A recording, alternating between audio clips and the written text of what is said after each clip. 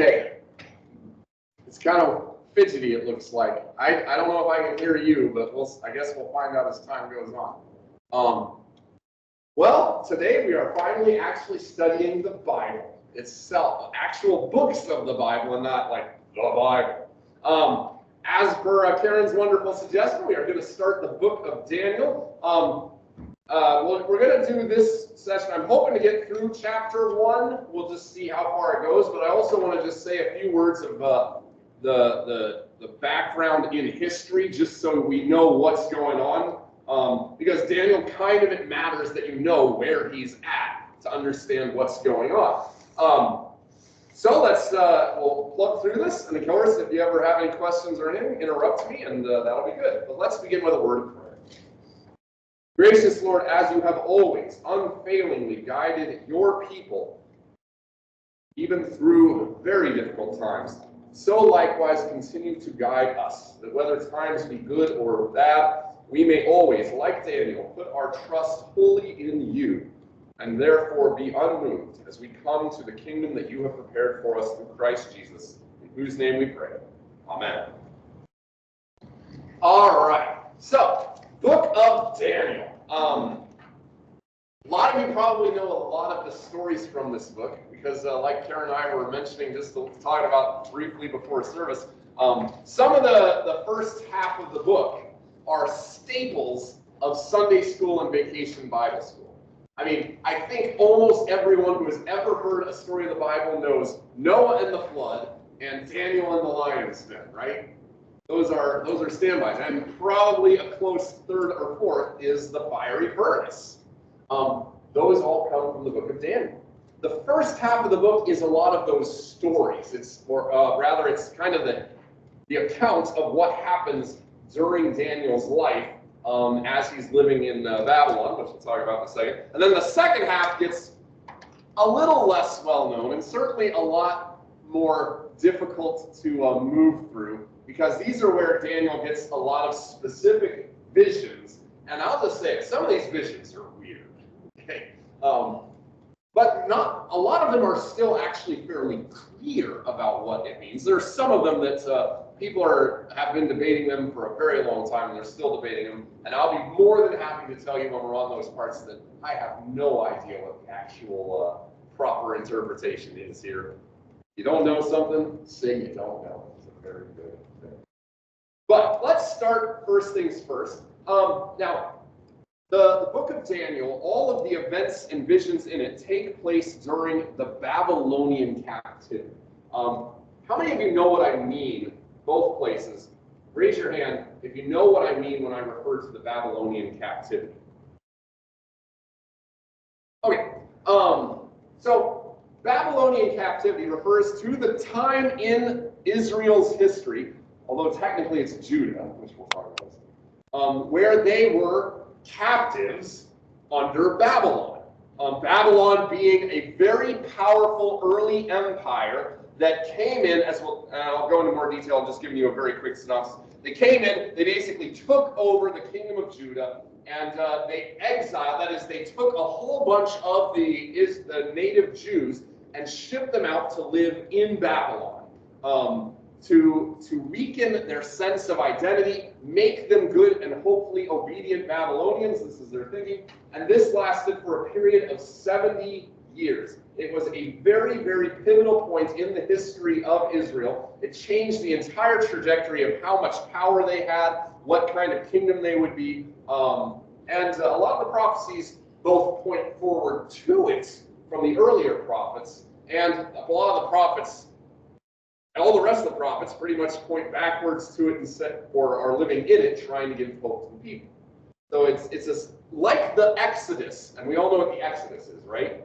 God delivering the people from their bondage in Egypt was a pivotal moment in Israel's history. That is something they referred to all the time about their sense of identity. The second biggest event in that sense is the Babylonian captivity, where they're, for a much shorter period of time, captives, not slaves, but captives in this kingdom of Babylon. And in fact, the New Testament, especially the book of Revelation, whenever it's referring to the evil forces, Babylon becomes kind of the image that they always invoke as the summary of everything evil and opposed to God in the world, because this is such a pivotal moment. And you'll understand as we read through the book of Daniel why Babylon gets painted later as this is the summary of everything evil and opposed to God.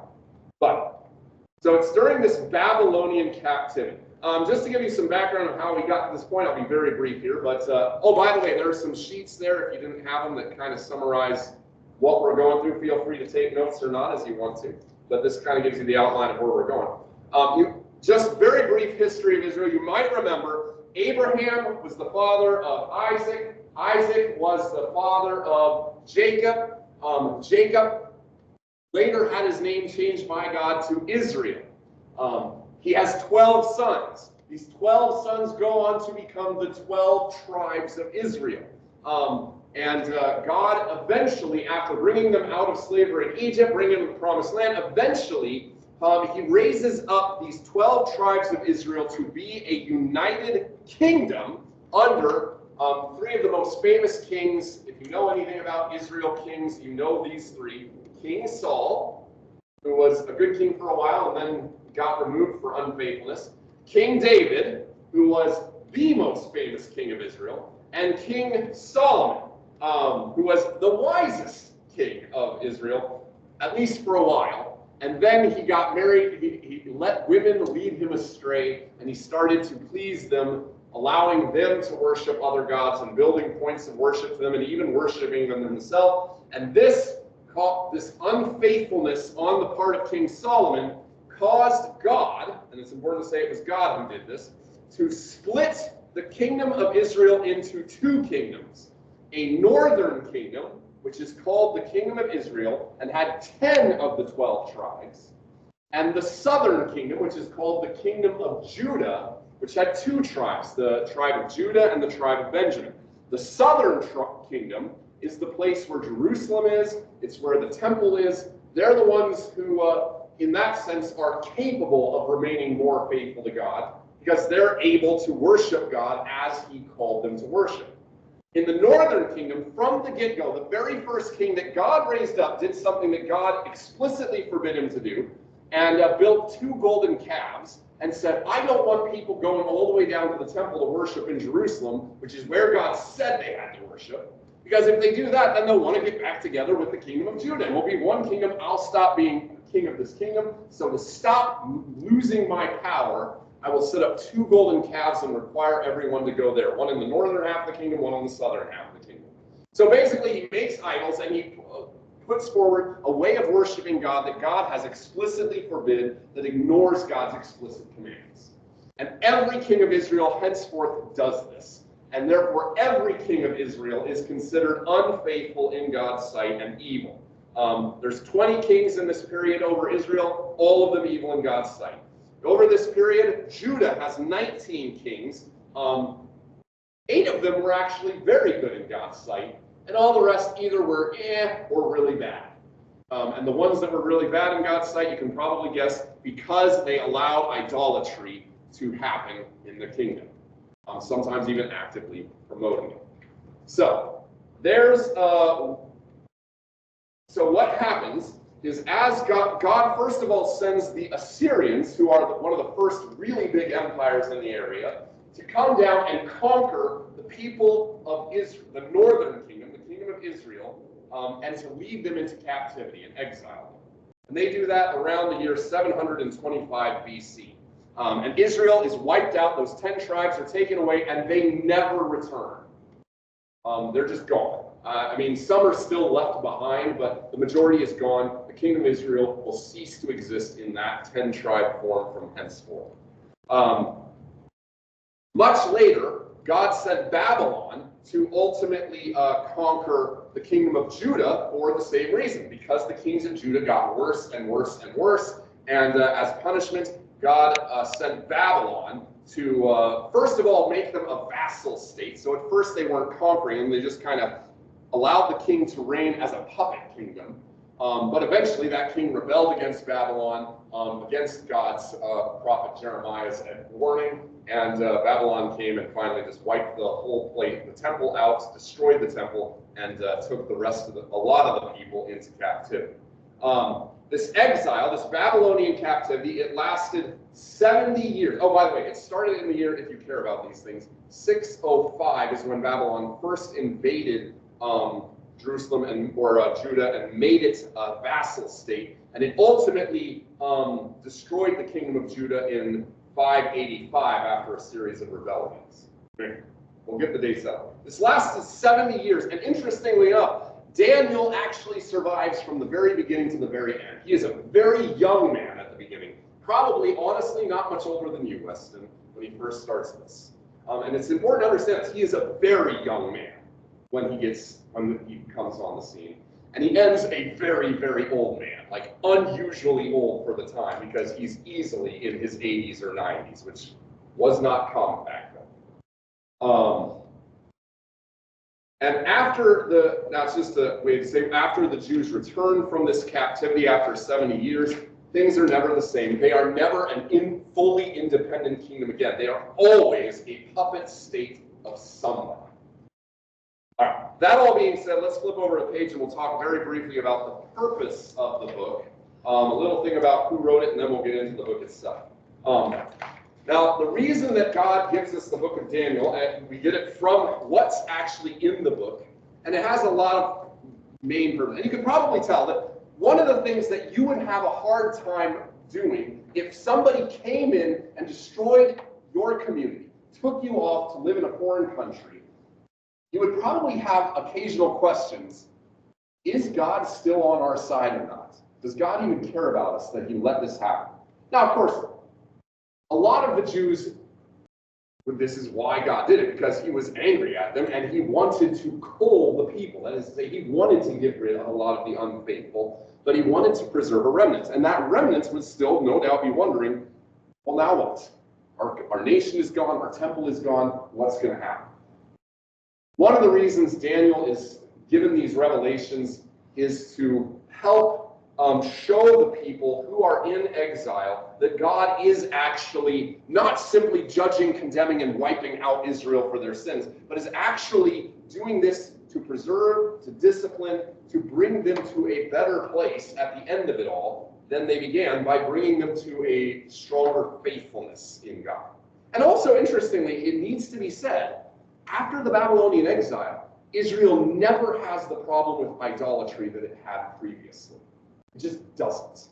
Almost across the board, there is a hugely faithful remnant in the surviving that return that wants to be firmly devoted to God. Interestingly, when Jesus, for instance, comes on the scene, how often does he come up against Jews where he's saying, you guys are worshiping Marduk, the god of the Babylonians, or here you're worshiping Zeus, the god of these Romans? Does it ever even occur in the New Testament Gospels? No. He's always, in fact, dealing with people who either are living less than exemplary lives on the one hand, like the tax collectors, the sinners, who he's actively calling to repent and forgive. And the Pharisees and the Sadducees, that is the people who take it very seriously, but who have the basis wrong in thinking that they are the ones who are earning their place in God's kingdom. That is to say, idolatry is almost a non-issue for the Jews in Jesus' time. And this is also true for at least huge portions of the history after the Babylonian exile. Apparently, the Babylonian exile got God's job done very well. Any questions or thoughts about this? So part of it's to encourage them, but it also gives them, it's meant in the visions especially to reveal what God is going to do down the line. And interestingly, some of these prophecies are very, very clear, and it's not even a question of what they're predicting. And they predict some pretty amazing things when you think that they were hundreds of years in advance. It predicts, for instance, that the Babylonian Empire will fall and be replaced by the Median Persian Empire, which happens during Daniel's own lifetime. It predicts that the Persian Empire will fall and ultimately be replaced by another empire, which we can tell very clearly from it is the Greek Empire, which does, in fact, very eventually conquer the Persians and take over the area. And that this Persian Empire will be replaced by yet another empire, which is very easily, from our vantage point, identified as the Roman Empire. That is to say, it is remarkable how much of the future Daniel accurately predicts. And on the one hand, the reason God does this is to give a people, to brace them for what's coming. Because it's not all sunshine and roses that these prophecies are about. In fact, a lot of it is, there's going to be a lot of other empires coming, and life is going to be hard, but keep the faith, and God will ultimately overcome all of them. So it braces them and gives them hope that God is in control in all of these things, and that he is going to provide for his people and keep faith. Now, of course, this gets us into that slide about who wrote the book, because if Daniel is writing in, and by the way, this is the 6th century BC, so somewhere in the 500s BC, that Daniel and the Babylonian exile all happened. So traditionally, what most Christians and non-Christians have always assumed, because of what the book says and how it's written, that it was written by Daniel around the 500s and throughout. Now, liberal scholars, that is, scholars who don't really take the Bible to be very serious these days, just assume it could not have been written that time. In fact, it was probably written in the hundreds BC. And the main reason all of these guys give is, well, Daniel accurately predicts the future. People cannot accurately predict the future. And therefore, because these are accurate predictions, it couldn't have been written by Daniel, because predictive prophecy is not possible. Therefore, it had to be written during these events, during the very end of these events. And these events ended in the years 100, and therefore it had to be in that time frame. So you get what the idea is here. They're saying it can't be the word of God. God doesn't reveal the future. He can't reveal the future. Therefore, we know the book had to be written after all this takes place. Makes a difference how you approach the Bible as to how you even think when it was written. Now, for people who believe that if there is a God, he can reveal the future, this isn't a problem. Because, of course, God would be able to reveal the future in advance to his prophets. But that's just to say, there are a lot of people who don't think this book was written by Daniel or in that time period because they don't believe prophecy is possible. And they are very clear that's why they say they think it's written. But further on in Daniel, it says, while I, Daniel, it's like he is all right, yeah, it's very much written often in the first person in a lot of forms. So I wondered about that. Well, and they'll just say, that was somebody trying to take on the role of Daniel to help make it more impactful to the audience. So there's active deception going on in the author. But I won't say too much more about that. It's just to point out, a lot of times when you hear people say, well, we don't agree with the traditional interpretation of who wrote it and when, a lot of the time it's because they've already dismissed the possibility on the grounds that we don't believe God can inspire visions about the future. Therefore, we don't take. Even if all of the internal evidence seems to point that it was written back then, it can't have been. By the way, Daniel is also one of the only books in the Bible that is written it's partly Hebrew, partly Aramaic. Ezra is the only book that is written mostly in Aramaic, which happens to be the language of the Babylonian trade at that time. So it makes sense that it starts to be written in Aramaic as Daniel lives and learns the language of the Babylonians. Anyway, all right, that's all the stuff I'm going to give about that. Let's move very, very, very briefly into Daniel. A quick overview of his life, then we'll pause for any questions or anything before diving into the book of Daniel. We should have a good time to do that because chapter 1 is pretty straightforward. Now, you haven't seen this out of Zion, but today in our readings, in the Old Testament reading, we were reading about Joseph, right? We all know Joseph. He was the one, not Jesus' dad, but Joseph from Exodus, right? Or from Genesis, I think. He after the brothers sold him into slavery, he lives through all this horrible stuff and finally comes out to be Pharaoh's second in command, saves the world practically by getting a vision of the future, interpreting Pharaoh's vision of the future. What does he say about why he actually was there? Were the brothers the one who sent him there? No, what does he say? God sent me there to preserve you guys from the terrible things that would happen to you if you were left out there and taken because of this famine. Now I bring this up because, interestingly, you could say this happens again in Daniel. Because Daniel, we actually know, is deported to Babylon much earlier than almost everyone else.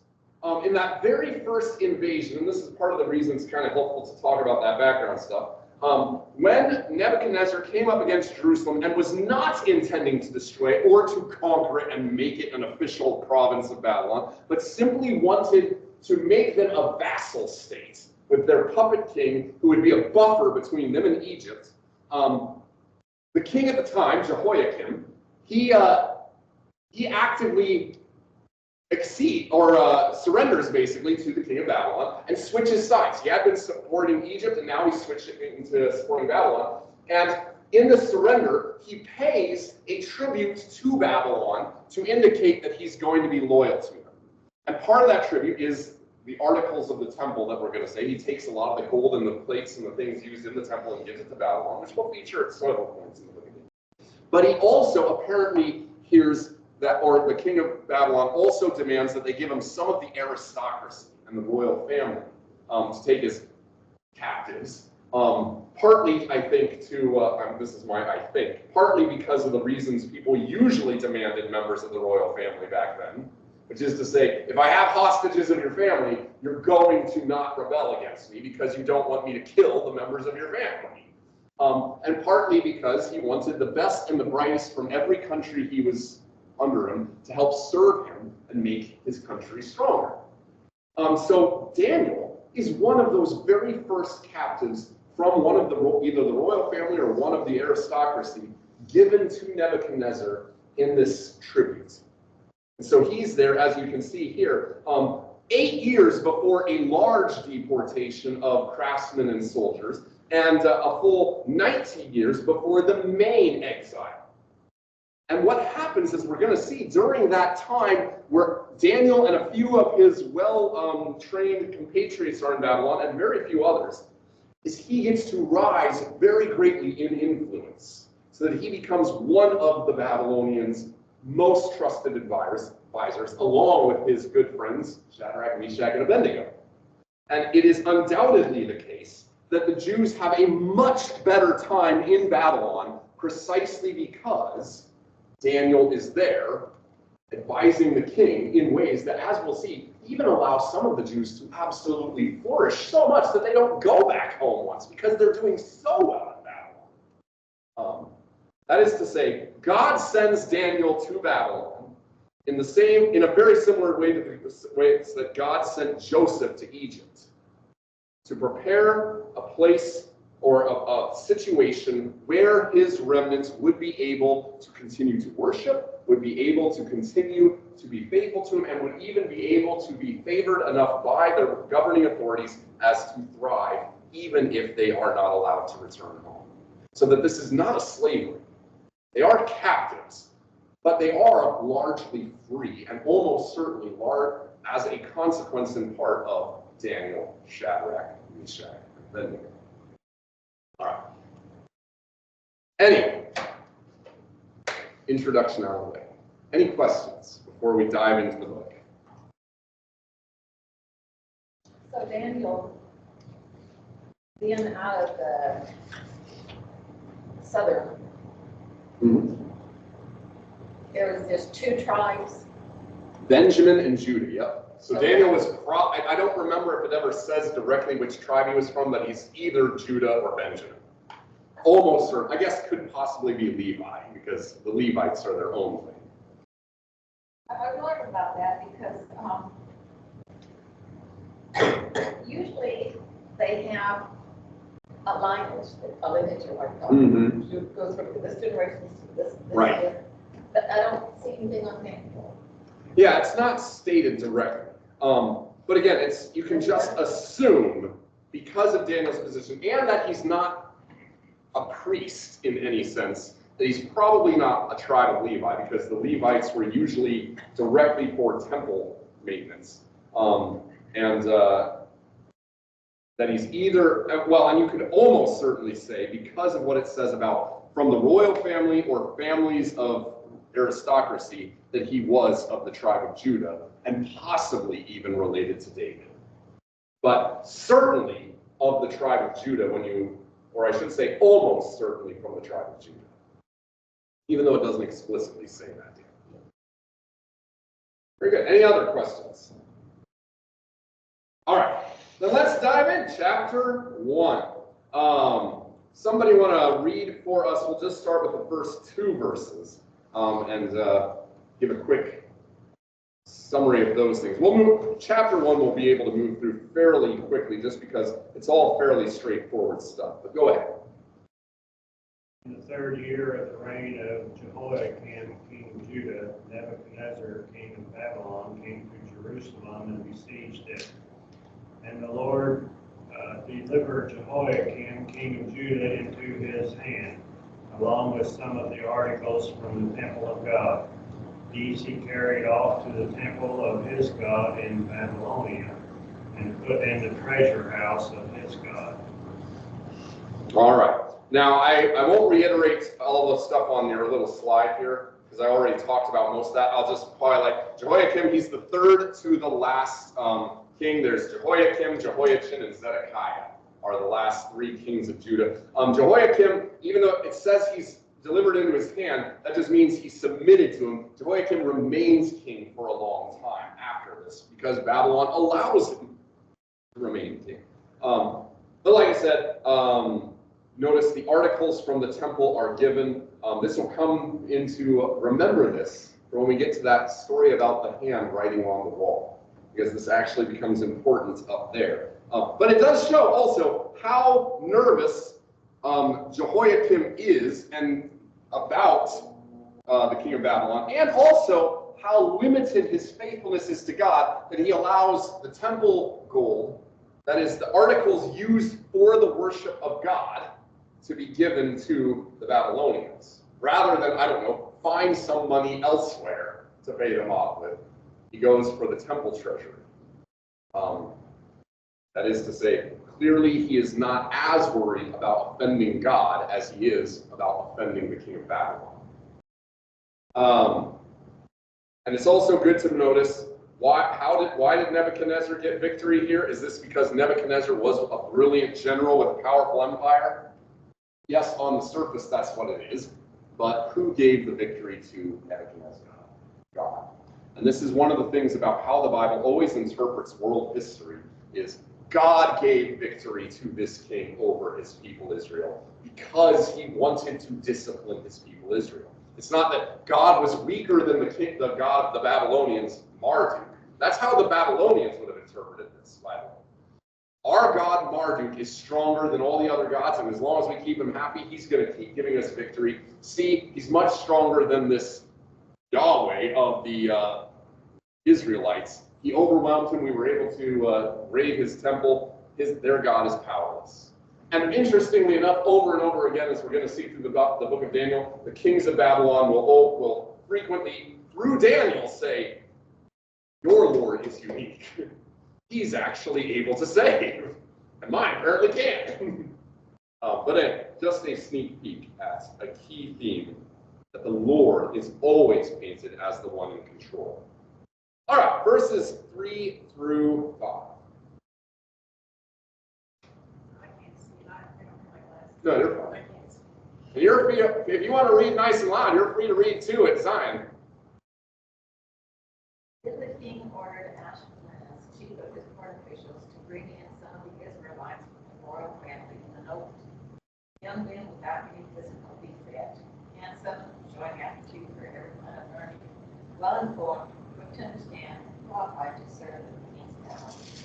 He was to teach them the language and literature of the Babylonians. One more verse. The king assigned them a daily amount of food and wine from the king's table. They were to be trained for 3 years, and after that they were to enter the king's service. All right. So this goes back to what we very briefly said, that the king, that is the king of Babylon, ordered that some of the members of, and notice who it says, of the royal family and the nobility. So the aristocracy and the royal family, those are people he wants to go have them taken into forced learning and service in Babylon. And notice some of the qualifications that they have here. So they're young men, and again, I want to emphasize, these are young men because they want people who are young, who are able to be taught, who are able to be formed. You can get a smart 30-something, right? But are you likely to change his core convictions if they're 35? What about a young teenager? We all know, smart though they may be, when they're still that young, they're still being formed in a lot of some of their basic assumptions and basic habits. And if you get them that young, you can form them into the type of thinker, person you want them to be. Or at least that's the hope. Not always works out, but it's more likely to work out than if you start with somebody who's experienced, so to speak. So they're young. What else? They're intelligent. They have to be smart. They don't just want dummies because, hey, you're royal, good enough for me. No, they want people who are very smart. I noticed they emphasized this several times, that they have to be smart. They have to have an aptitude for learning. So again, book smart, you might say. Quick to understand. So it's not just that they can repeat things back to you. They are intelligent in the sense that they can work with concepts, understand with them, apply them. They're just sharp. What else? I don't think there's handsome. Why? What year is that age? Sure. Okay, now notice where they are going to be serving. The king's palace. Now, imagine you're a king. You have your own vassals coming into you, your own advisors all the time, maybe people from other nations. You are trying always to project what? To whoever from wherever comes in. You want a power, esteem. You want to awe and wow them. Now, as they come in, there's your right-hand man, a little hunchback with half a foot. Come to the king's chair. Now, it's not to say that couldn't be a very capable individual. But what is the person walking into the court going to think? You kidding me? This guy's a joke. The old kings, as modern leaders, also understand power. By the way, when was the last time you saw an ugly world leader? Why? Why is that? It's not because ugliness means you're less capable, obviously. But let's just face it, when you are photogenic, you curry respect much more quickly. Isn't that odd? I mean, and I say it because some of these in our own government that are so stupid, but yet, oh, they're good looking, and everybody just goes ooh and ah over them. It's like, well, see, at least the king of Babylon was looking for the whole package. He wanted them smart and good looking. But yeah, that's the basic reason. And unfortunately, yes, we live in a world where good looks alone and the appearance of competence can get you very far. And if you don't have the good looks, you have to be a lot more competent to get far. Because obviously, of the two, competence is better. But this is one of the reasons no physical defect, and handsome needs to be a criteria. They want to have the wow factor in the whole court. And fair enough. That's just good sense. All right. So Daniel, apparently a good-looking, strong, healthy, very sharp young man. And what are they supposed to be doing as they are taken into captivity? Training. And how are they training, first of all? In the verse, end of verse 4. Well, what exactly are they supposed to be doing to learn? Okay, yeah, they're learning the language and the literature. So on the one hand, they have to be able to learn a new language. This goes back to the idea of being young, too. How many of you, everybody knows, and they've always known this, you are going to learn a new language better and faster the younger you are. The older you are, the harder it is. It just is. Weston, you can learn languages much better than Karen is. I don't care how much smarter Karen is than you or might not be than you, I don't know. It's just to say Karen is very likely going to struggle to learn Spanish more than you are if you chose to try to do it right now. Your brain is more malleable. And they know that. They're also supposed to learn the literature. This doesn't mean they're like, here are the classics. Here's the Epic of Gilgamesh. Learn yes, it's that too, but it basically means all of the reading and knowledge that makes that the Babylonians value. So this would, it's worth saying, include, yes, no doubt, mathematics, which the Babylonians were well ahead of a lot of other cultures. Certainly far better at math than the Israelites were at this time. Architecture, and yes, probably astrology. Astrology was a very big discipline for a very long time. Were basically the idea of reading the stars, the planets, interpreting dreams and so forth in order to tell what is a good and a wise course or not. And understand, astrology makes sense in a certain worldview. Now, obviously, I do not think that there's any truth to astrology. Your horoscopes, at best, are an entertaining distraction. They will almost certainly not tell you about the future. But the idea is thinking, well, if the gods are in control of everything, and these various heavenly bodies are associated with certain things, then, well, by reading the stars and where they are at, we can have an idea about what the gods are planning to do going forward. Or when you were born makes a big difference for how things are going to turn. All this kind of stuff. It's just to say, Daniel also had to learn those things. All right. And to make sure that, and notice this is not just the king saying, now I'm going to force them to learn, I'm going to make their life miserable, and they better work till they're raw to the bone, or they're going to regret it. Does that seem to be the attitude of the king of Babylon from verse 5? No, what does the king of Babylon seem to want? By the fact that he's trying to provide them from food and wine from his own table. He wants them to have a good life. Yeah. He wants them to be the best in every aspect. And so give them the best food, make their life pleasant, make them healthy in body so that their minds will be healthy. He is trying to aim at developing loyal and good servants. And so he's not an idiot. The king of Babylon, as we'll see, he is well regarded by a lot of people precisely because he is a well-equipped leader. He knows that it's better to have loyal servants by treating them well and giving them as much competence as possible. So this is not actually a miserable gig for Daniel and his friends. And notice, let's talk about the friends. Verses 6 through, we'll just start with 6 right now, just to say a few words about this. Among these were some from Judah. Weston, you should have taken this. Oh, sorry. I'll read the names because that's just Hananiah, good. Mishael, and Azariah. Good job. Oh, and 7. Sorry, I should have said. I'm really The good. chief official gave them new names. To Daniel, the name Belteshazzar. to Hananiah, Shadrach, to Mishael, Meshach. and to Azariah, Abednego. All right.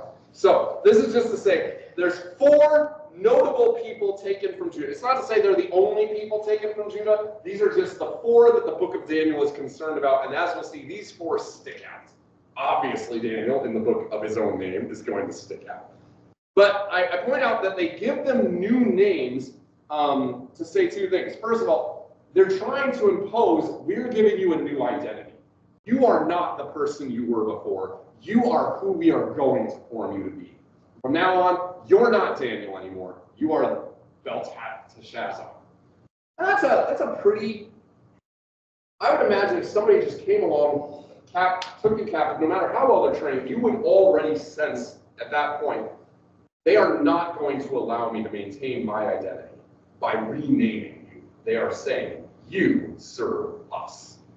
Now, interesting, I'll just point out, all of the Hebrew names here are very much religious names. That is, they're very focused on God. This is just a practice among Jews.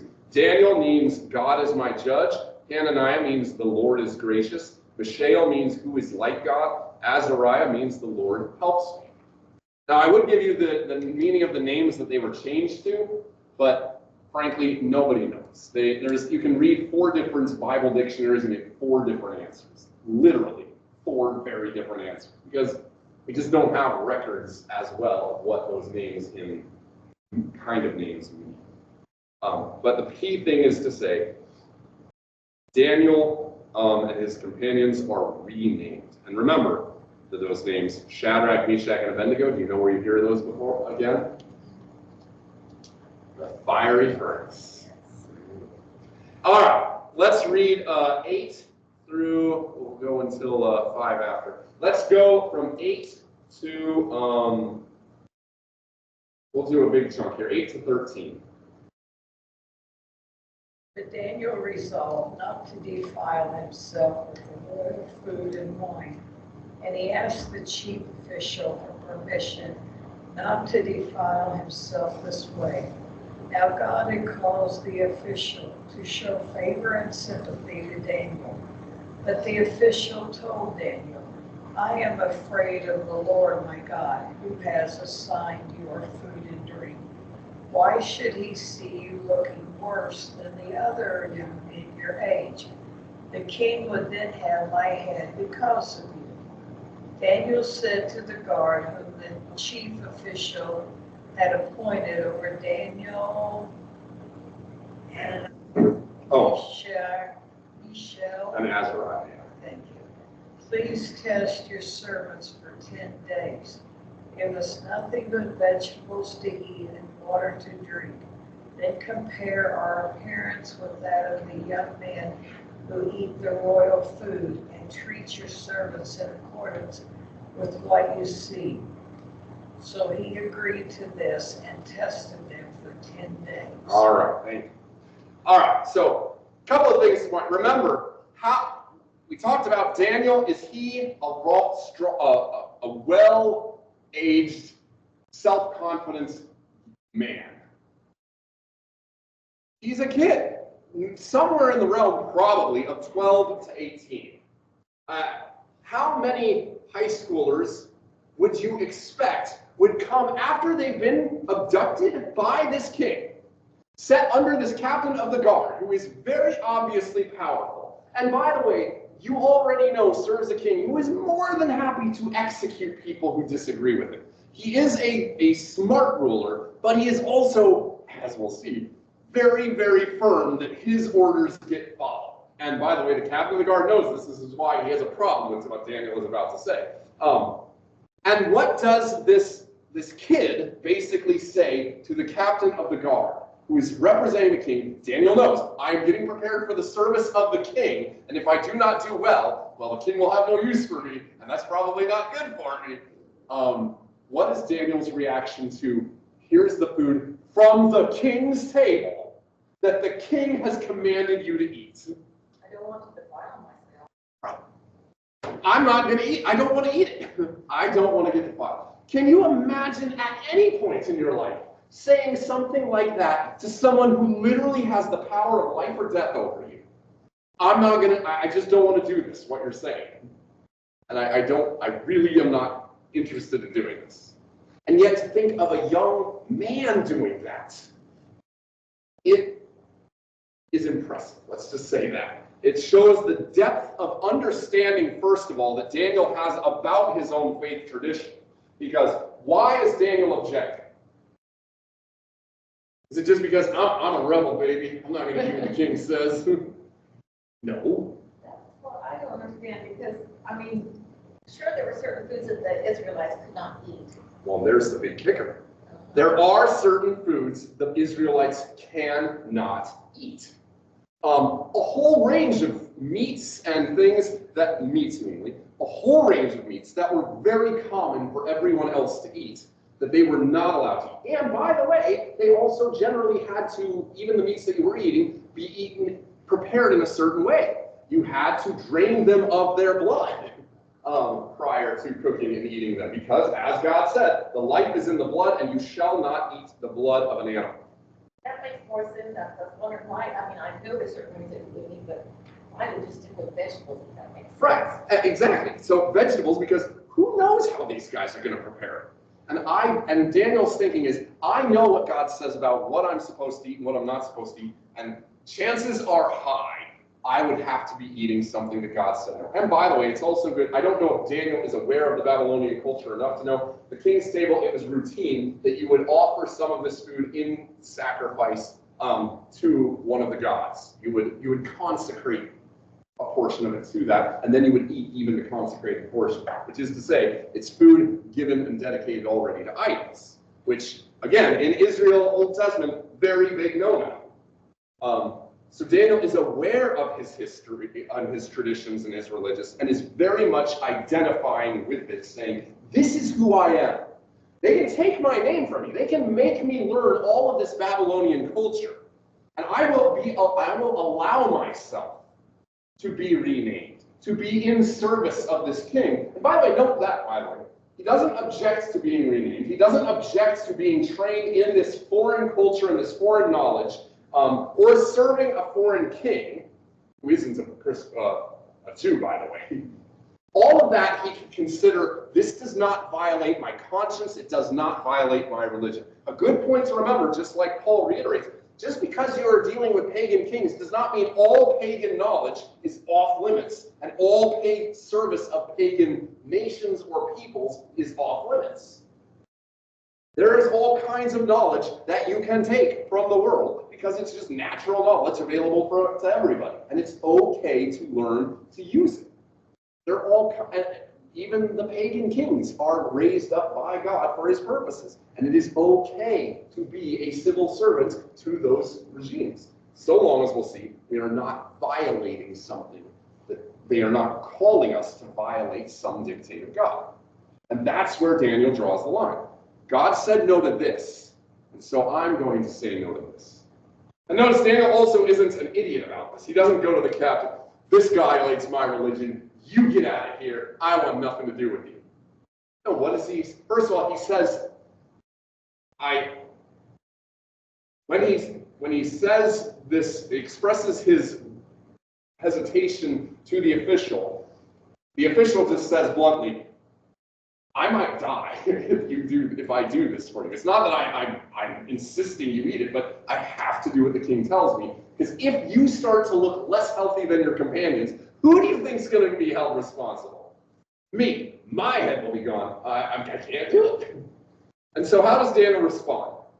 Does he say immediately, there's nothing to be said here, you and I are on different pages, I guess I'm just going to die?